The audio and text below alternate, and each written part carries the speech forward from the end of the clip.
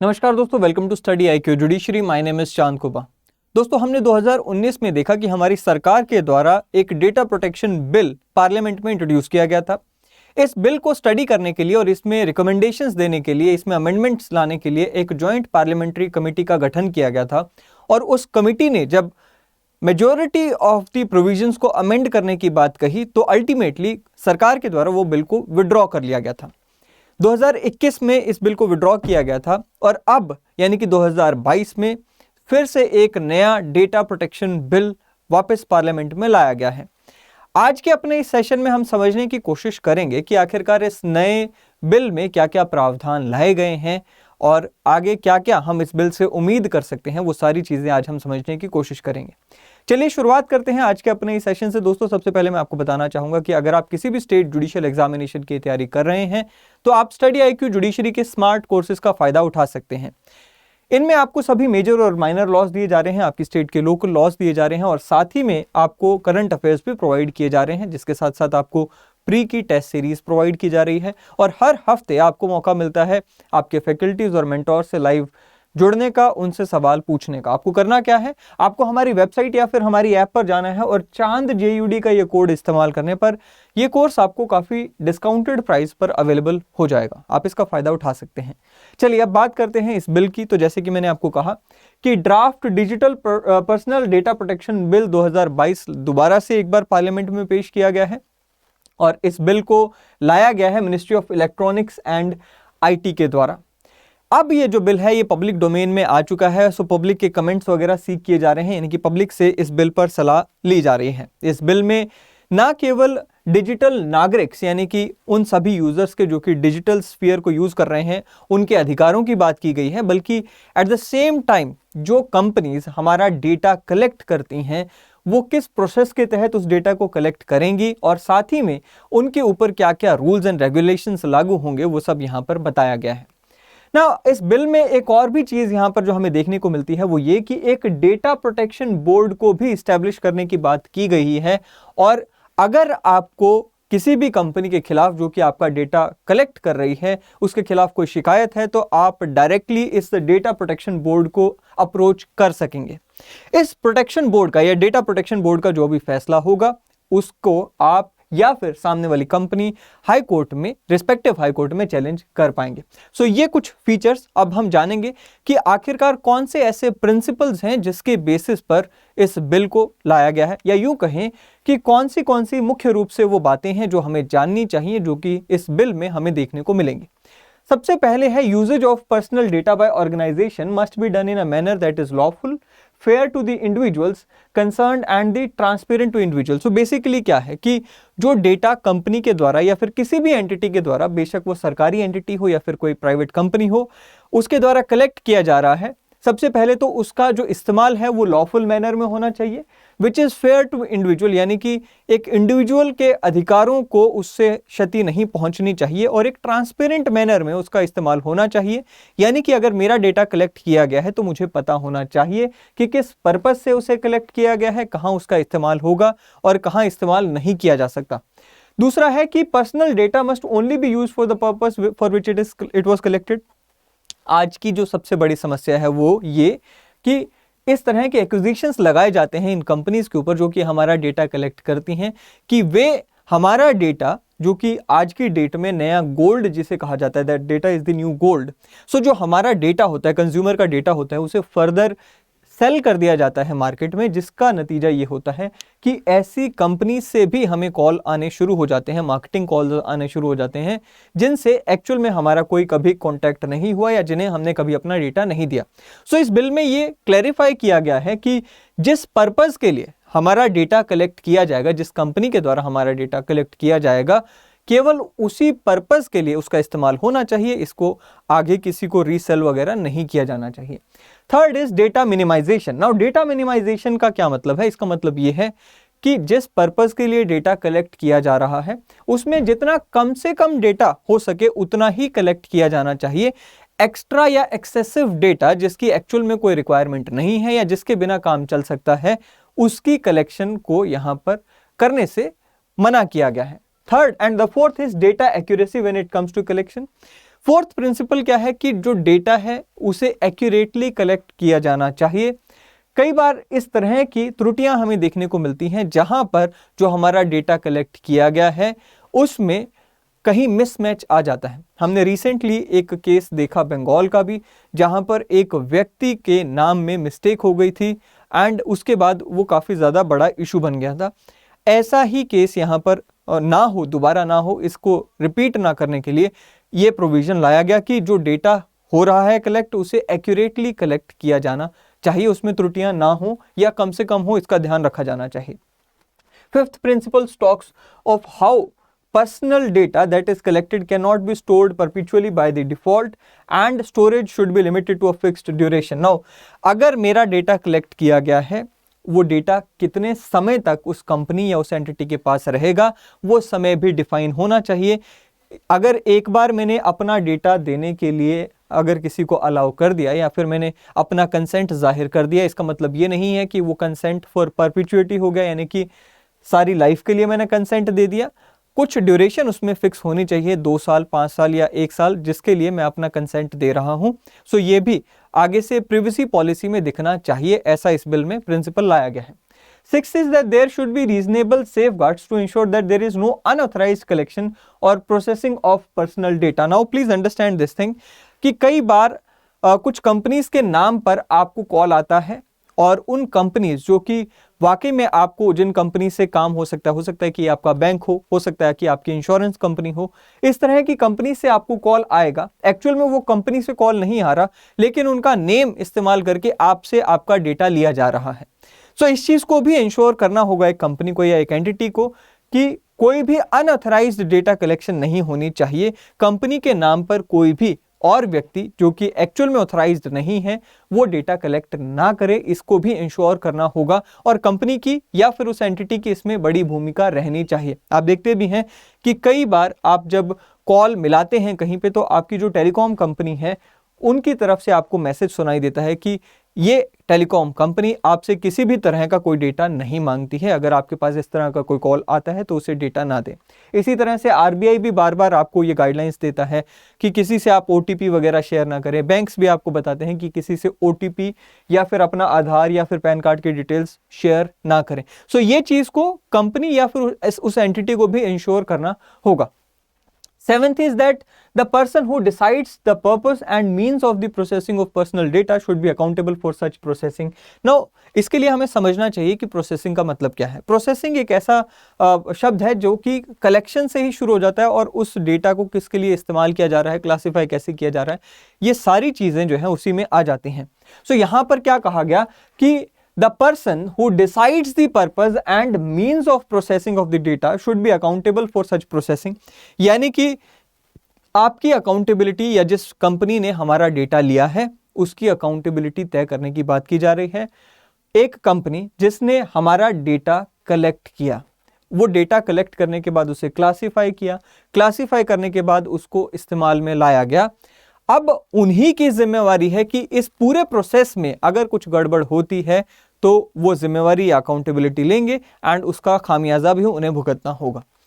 फिर आता है जी data principal and data fiduciary. ये 2 टर्म्स हैं जो कि इंपॉर्टेंट टर्म्स हैं और हमें उनके बारे में पता होना चाहिए। डेटा प्रिंसिपल कौन है? बेसिकली वो व्यक्ति जिसका डेटा कलेक्ट किया जा रहा है उसे डेटा प्रिंसिपल कहा गया है।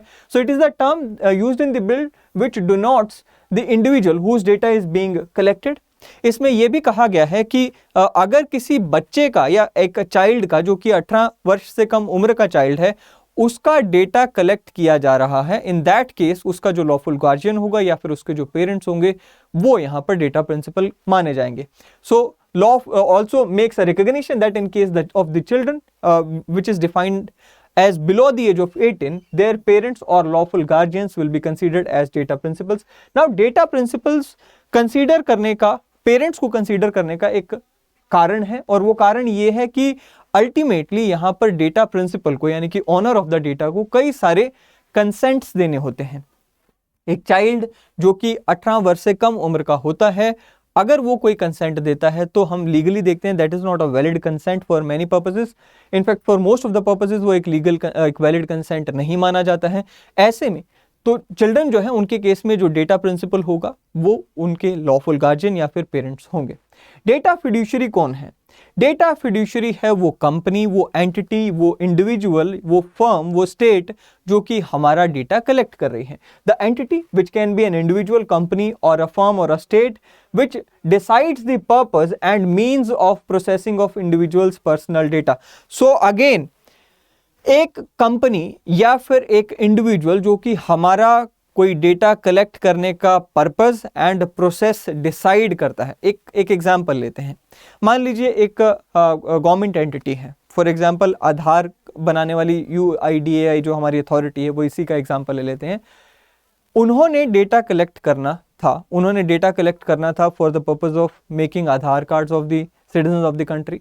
उन्होंने क्या किया कि आगे कई लोगों को सब कॉन्ट्रैक्ट पे दे दिया, उनको कई सारी पर्सनल या प्राइवेट एजेंसीज को कॉन्टैक्ट किया और उन्हें आगे ये रिस्पॉन्सिबिलिटी दे दी गई कि आप हमारे बिहाफ पर डेटा कलेक्ट करें।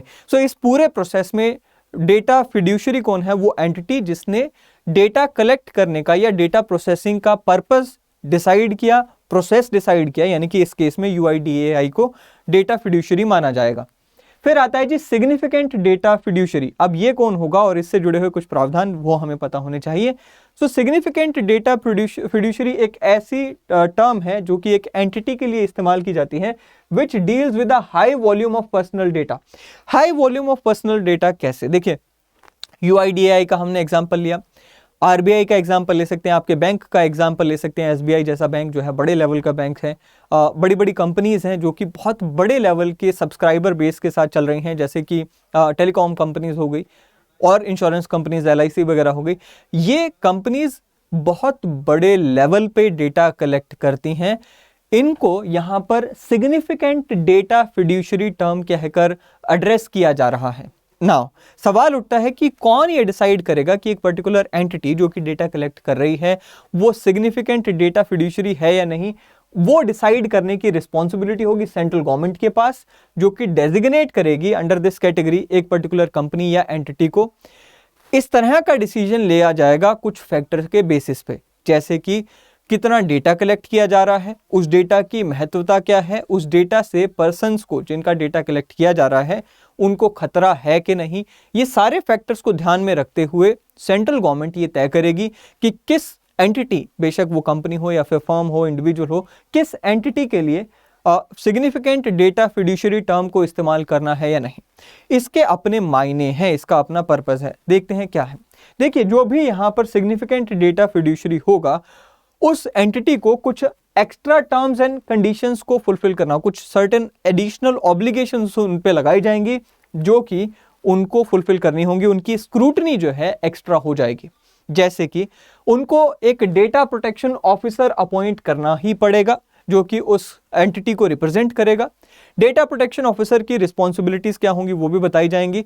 साथ ही में वो जो डेटा प्रोटेक्शन ऑफिसर होगा उसकी जो एक मुख्य रूप से रिस्पॉन्सिबिलिटी होगी दैट ही विल और she will serve as point of contact for the grievances redressal. मान लीजिए मेरा डेटा था, मैंने एक बहुत बड़े बैंक को दिया जो कि सिग्निफिकेंट डेटा फिड्यूशियरी है। उस बैंक का एक इस तरह का ऑफिसर यानी कि डेटा प्रोटेक्शन ऑफिसर अपॉइंट किया जाएगा। कल को मुझे ऐसा लगता है कि मेरा जो डेटा है वो मिसयूज हुआ है या मेरे डेटा को करेक्ट करने की जरूरत है, तो मैं इस POC को कनेक्ट करूंगा या इस POC यानी कि डेटा प्रोटेक्शन ऑफिसर से कॉन्टैक्ट करके अपनी ग्रीवियंस उनके सामने रखूंगा। नाउ इसी के साथ साथ ऐसे जो डेटा फिड्यूशरीज हैं, सिग्निफिकेंट डेटा फिड्यूशरीज हैं, उनको इंडिपेंडेंट डेटा ऑडिटर्स भी अपॉइंट करने होंगे और उनका काम होगा to evaluate their compliance with the act. ये जो इंडिपेंडेंट डेटा ऑडिटर्स होंगे इनको अपॉइंट किया जाएगा इनसिग्निफिकेंट डेटा फिड्यूशरीज के द्वारा और ये इंडिपेंडेंटली वेरीफाई करेंगे कि क्या ये एंटिटी जो भी कानून में दिए गए प्रावधान हैं उनके हिसाब से डेटा को प्रोटेक्ट कर रही है या फिर नहीं। फिर आता है जी पर्सनल डेटा। पर्सनल डेटा आप किसे कहेंगे? नाउ पर्सनल डेटा बेसिकली यहाँ पे बहुत ही इजीली डिफाइन किया गया है कि ऐसा डेटा जिससे हम एक इंडिविजुअल के बारे में जानकारी हासिल कर रहे हैं या एक ऐसा डेटा जिसको पढ़कर ही समझ आ जाए कि इसमें जो जानकारी दी गई है वो किसी इंडिविजुअल से जुड़ी हुई है, उसे आप पर्सनल डेटा कहेंगे। क्या कहा गया? Personal data is any data by which or in relation to which an individual can be identified. So basically जिसको आप देखकर ये आइडेंटिफाई कर लें कि ये पर्टिकुलर इंडिविजुअल है, उससे जुड़ा हुआ ये डेटा है, उसे आप पर्सनल डेटा कहेंगे। प्रोसेसिंग का मतलब क्या है? अब प्रोसेसिंग का एक बहुत ही वाइड मीनिंग दिया गया है, the entire cycle of operations that can be carried out in respect of personal data. So basically collection से लेकर कंप्लीट प्रोसेसिंग जो है, उसमें कलेक्शन हो गया, फिर उसको आप क्लासिफिकेशन कर रहे हैं, क्लासिफिकेशन करने के बाद उस डेटा को यूज कर रहे हैं, ये कंप्लीट जो है ये प्रोसेसिंग का ही पार्ट है, ये कंप्लीट साइकिल प्रोसेसिंग का ही पार्ट है। बिल में और भी कुछ प्रावधान है, जैसे कि the bill also makes it clear that the individual needs to give consent before their data is processed and that every individual should know for what purpose their personal data is being collected by the data fiduciary, और वो सब उसको पता होना चाहिए। For example, अगर मेरा data collect किया जा रहा है तो मुझे पता होना चाहिए कि मेरा डेटा किस पर्पस के लिए कलेक्ट किया जा रहा है एक पर्टिकुलर डेटा फिड्यूशरी के द्वारा। फिर आता है जी right to erase and right to nominate. Now data principal, यानी कि जिस इंडिविजुअल का वो डेटा है उसके पास ये अधिकार होगा कि वो डिमांड कर सकता है the eraser of the particular data collected by a data fiduciary. So basically eraser के लिए या फिर करेक्शन के लिए आप डिमांड कर सकते हैं। एक कंपनी को आपने अपना डेटा दिया, मान लीजिए उस कंपनी ने जब आपका डेटा कलेक्ट किया उसमें कुछ नेम स्पेलिंग मिस्टेक हो गई या कुछ और मिस्टेक हो गई, या फिर एज की या फिर एड्रेस की कुछ भी मिस्टेक हो गई, आप यहाँ पर अधिकार रखते हैं कि उन्हें करेक्ट करने के लिए भी बोल सकते हैं या फिर उसको डिलीट करने के लिए भी बोला जा सकता है। साथ ही में यहाँ पे लिखा गया कि एक इंडिविजुअल के पास, यानी कि डेटा प्रिंसिपल के पास, जिसका वो डेटा है उसके पास ये अधिकार होगा कि वो अपनी डेथ के बाद उसका डेटा का जो नॉमिनी होगा, यानी कि वो डेटा के ऊपर किसका अधिकार होगा, वो भी अपॉइंट किया जा सकता है। So will have the right to nominate an individual who will exercise the right in the event of death or incapacity of the data principal. So basically data erasure और data correction से जुड़े हुए जो अधिकार हैं वो मेरी या फिर डेटा प्रिंसिपल की डेथ के बाद, या फिर अगर कहीं पे डेटा प्रिंसिपल जो है इनकैपेसिटेट हो जाता है तो ऐसे केसेस में मैं नॉमिनेट करके जा सकता हूं कि भाई कौन उस डेटा से जुड़े हुए इन दोनों के डिसीजंस को लेगा। इसके साथ साथ the bill also give consumers the right to file complaints against data fiduciary with the data protection board, जो कि इस बिल के तहत बनाया जाएगा। इस डेटा प्रोटेक्शन बोर्ड के पास आप उस डेटा फिड्यूशरी के खिलाफ कंप्लेन, यानी कि उस कंपनी या उस एंटिटी के खिलाफ कंप्लेन दाखिल कर सकते हैं। फिर आता है जी cross border data transfer. Now ये क्रॉस बॉर्डर डेटा ट्रांसफर जो है हमेशा से एक बोन ऑफ कंटेंशन रहा है, खास करके भारत सरकार और एमएनसीज के बीच में। अब यहाँ पर क्या इसमें प्रावधान लिए जा रहे हैं, चलिए देखते हैं। इस बिल में कहा गया है कि the bill allows for cross border storage and transfer of certain notified transfer of data to certain notified countries and territories. होता क्या है, जैसे एमएनसीज हैं, जैसे कि गूगल हो गया या फिर और बड़ी बड़ी एमएनसीज हैं जो कि यूएस बेस्ड कंपनीज हैं या फिर किसी और देश में बेस्ड हैं, भारत में सिर्फ अपनी सर्विसेज मुहैया करवा रही हैं, प्रोवाइड करा रही हैं।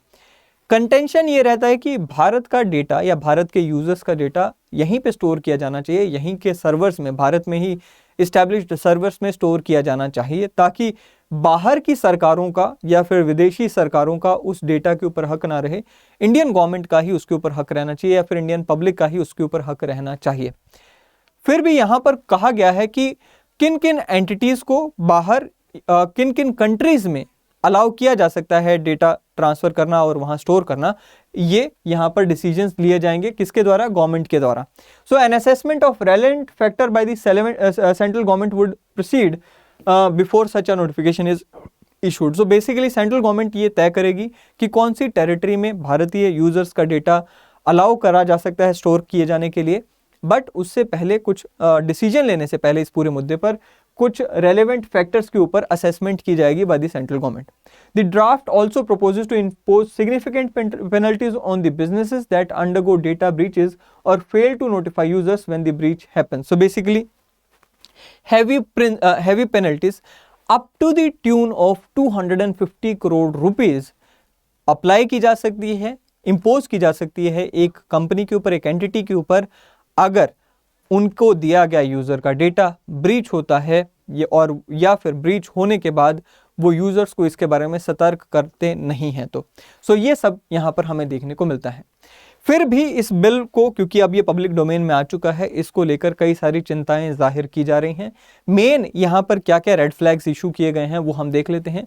सबसे पहला तो ये है कि वाइड रेंजिंग एग्जेम्पशंस दी गई हैं सेंट्रल गवर्नमेंट को, सेंट्रल गवर्नमेंट की एजेंसीज को, विद नो और लिटिल सेफगार्ड। दूसरा जो है, जो प्रपोज्ड डेटा प्रोटेक्शन बोर्ड है उनको सेंट्रल गवर्नमेंट के ऊपर निर्भर ज़्यादा बनाया गया है, यानी कि उनकी जो इंडिपेंडेंस है वो बहुत ही वीक है। और वो हमें देखने को मिलता है कि जो appointment of the chief of the chairperson या फिर members of data protection board है, वो हमें देखने को मिलता है कि वो कौन करेगा, वो discretion of the central government हो जाएगा, यानी कि सेंट्रल गवर्नमेंट तय करेगी कि किसे चेयरपर्सन या फिर member of the data protection board बनाना है।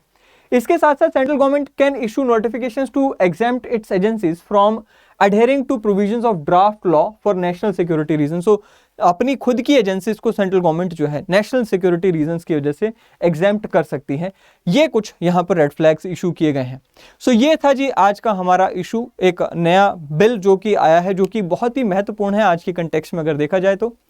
हमें उम्मीद है कि ये बिल और जल्दी बेहतर बनाकर इसे पास किया जाएगा। आपकी इसके ऊपर क्या राय है आप कमेंट सेक्शन में ज़रूर बताइए। अगले सेशन में फिर एक बार मिलेंगे दोस्तों। Till then thank you and have a great day ahead.